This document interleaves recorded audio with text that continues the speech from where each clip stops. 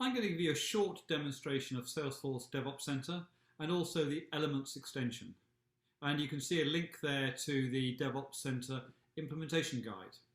So as you can see here on the right hand side, there's an image of DevOps Center, and we'll dig into a bit more detail and see it in my demonstration.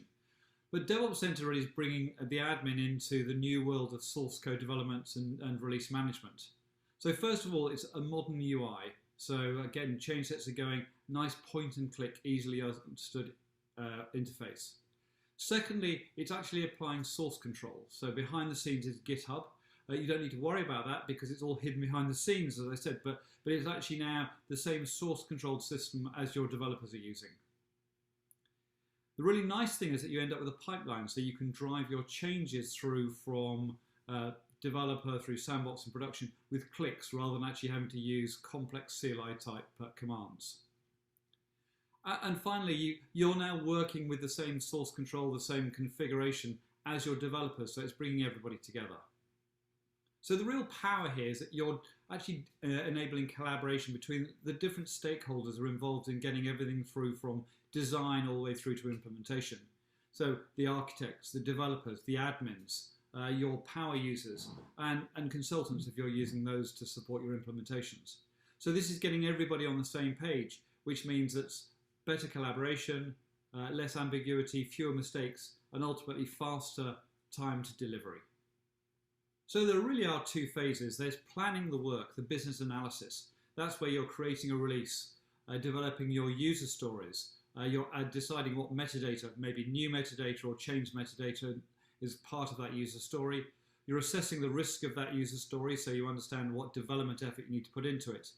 And then you create a work item, which is the handover from your business analysis piece, which is probably done inside Elements.cloud, across to DevOps Center.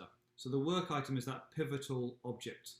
So then when you're in your development environment, you're then making those changes, which is either changing the metadata items or adding new ones.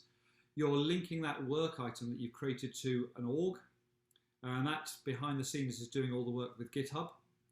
You then add those changes by doing a pull request. You're adding those changes to the work item. Now this is the normal painful activity of one by one adding those metadata items to a change set. That's gone. Now in one click, as I'm going to show you, it will pull all the changes and you can very quickly select the items to add to that work item. Now the really cool thing is that work item now flows through the pipeline rather than having to create a new change set for every push that you have to do. Massive time saving, and that's why I think so many people are excited about moving across to DevOps Center. Then obviously you can you do your checks to verify that nothing's missing, and then you're able to push that through to the next stage, all the way through to production.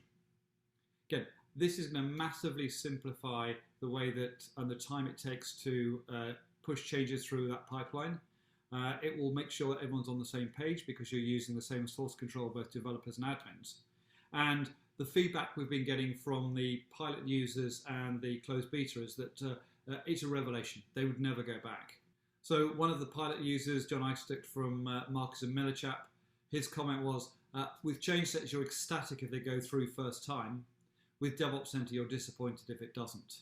And I'm sure everyone out there can relate to the challenges of trying to get a change set created and then actually making sure that it gets pushed through first time.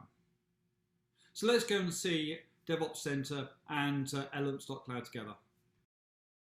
So I want to talk through how a release would work, all the way from defining the release, creating the user stories, making the changes in Salesforce, and then pushing them through the different pipeline stages in DevOps Center. So here we are in Elements. You can see that we have 3 different releases. The release I'm going to focus on is this one called Build Partner Success.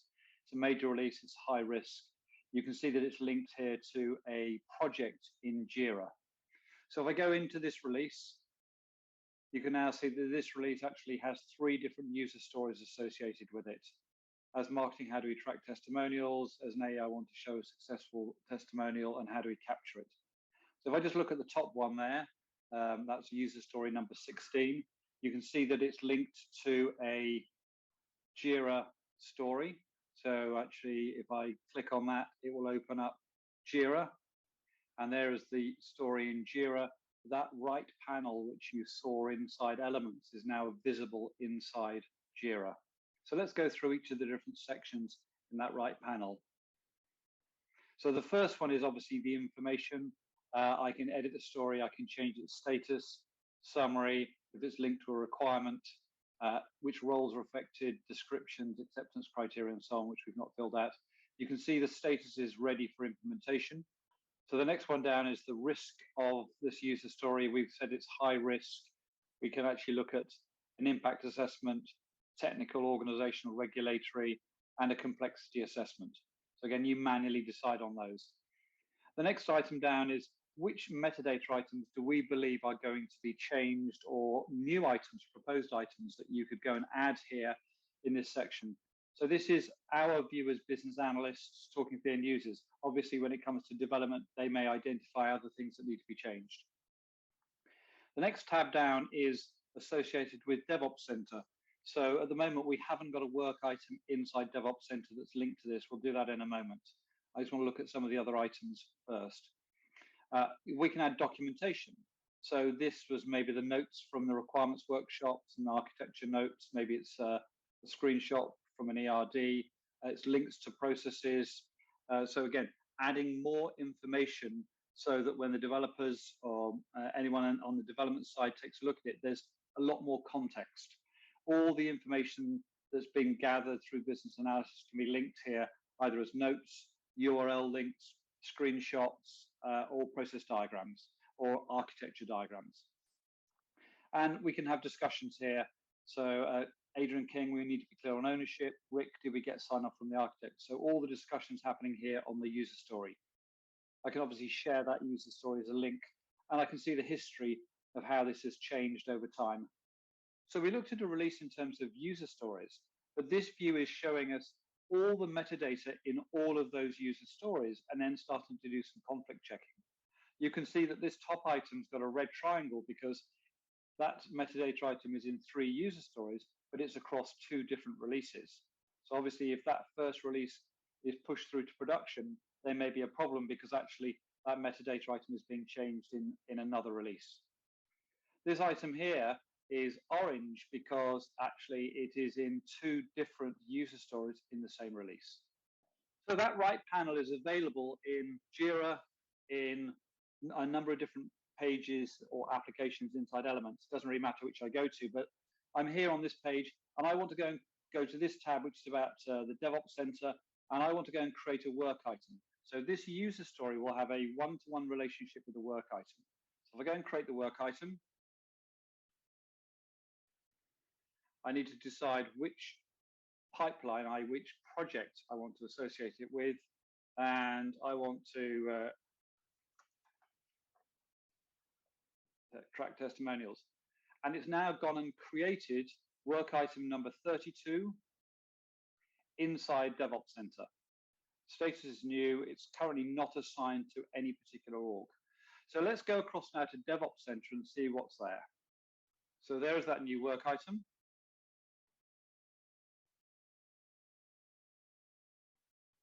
And the first thing I need to do is I need to associate it with an org.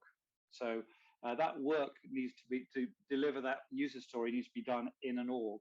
So I'm going to associate it with org dev1. And what's happening is DevOps Center behind the scenes is creating a GitHub branch. And then what I can do is I can click pull changes, and it's now going to tell me all the things that have, the metadata changes that have occurred since the last time we did a commit. So this is how I very quickly add the metadata items to my work item. So for those of you who are used to adding items to change sets one by one by one, here you can do it in bulk.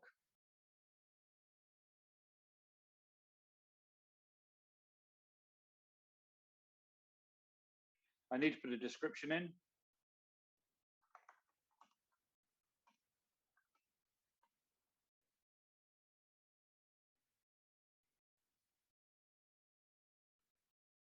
And DevOps Center is now adding those metadata items to that work item. And the really cool thing is that work item will now flow through the pipeline. So now I've added those metadata items to that work item.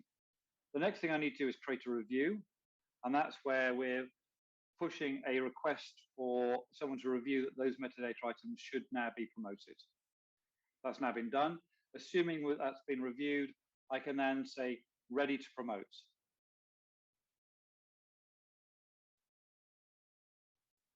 And now I cannot change this work item. If I need to make any changes in the future, I need to create a new work item. But the beauty of having a user story linked to a work item means that I can add the extra, the fixed work item to that same user story so they stay connected. So this is now ready to promote. So if we just go to the pipeline view,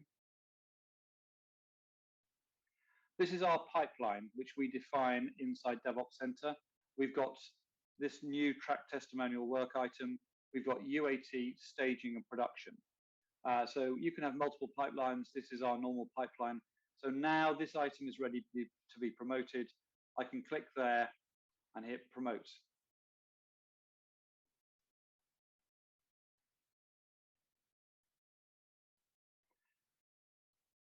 Now behind the scenes, DevOps Center is managing the pull and pushes of data to and from GitHub and the Salesforce orgs.